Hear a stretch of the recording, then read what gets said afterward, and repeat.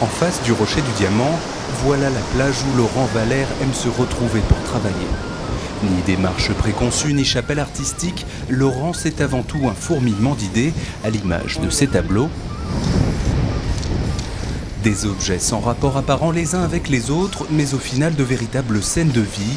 Un théâtre qu'il aime présenter avec beaucoup de légèreté, comme cette girafe sans prétention. Elle a 3 cyclistes qui sont en train de l'escalader et qu'elle se pose la question de ce qui se passe dans son dos, quoi. Voilà, c'est juste pour le plaisir de l'insolite, on va dire ça comme ça. C'est dans son atelier jardin que Laurent joue et rejoue des scènes en miniature. De la tour d'Ogon du Mali au cochon ailé, en passant par le thème récurrent des embouteillages sur l'île, tout provient de sa petite boîte à jouets.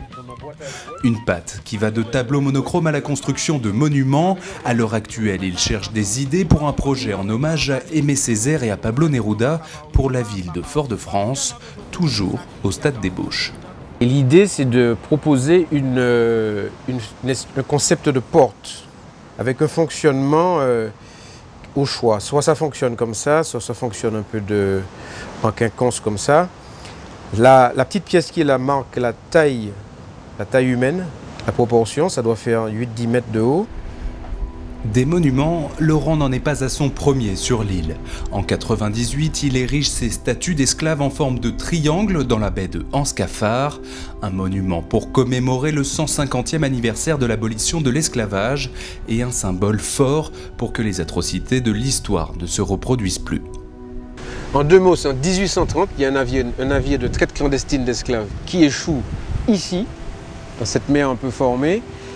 Et de ce naufrage, on va trouver des cadavres d'Africains et qui vont être spontanément enterrés ici. D'où ce monument, puisque c'est le dernier naufrage de navire négrier de l'histoire de la Martinique. Et en ce moment, qu'est-ce qu'il y a dessus? Des oursins, des oursins. Il commence à y avoir aussi des coraux. Maman de l'eau, c'est l'œuvre pharaonique de Laurent. Avec Lionel en 2004, ils ont immergé la sculpture à 9 mètres sous l'eau. À l'époque, cela paraissait comme quelque chose d'impossible à réaliser sur l'île, une tête et une nageoire de 20 tonnes au total. Après une épopée en termes d'infrastructure, ils ont réussi l'exploit de mettre à l'eau cette sirène en pleine baie de Saint-Pierre. Le chantier de fabrication était situé à 1 km d'ici. On prend la sculpture du chantier sur le remorqueur avec la grue. On a des gros frissons parce qu'on n'est pas certain que le câble qu'on utilise est suffisant. Finalement, ça fonctionne. On serre les fesses et on arrive 2 km plus loin dans la baie de Saint-Pierre. Et là, on installe la barge. Le remorqueur est ancré. Et les amis plongeurs avec Lionel s'organisent à la fois pour la sécurité et pour guider l'installation de la sculpture.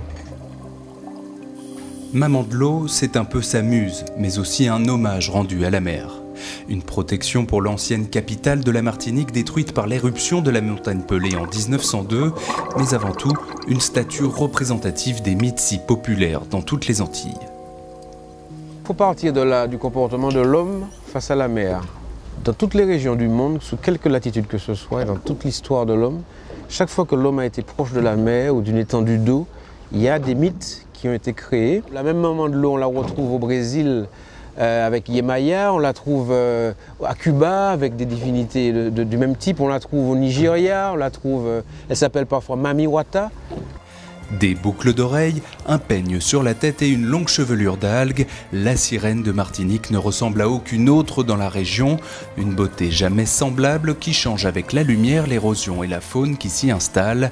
Une grande dame que Laurent aimerait voir comme la sculpture phare du premier musée sous-marin de France.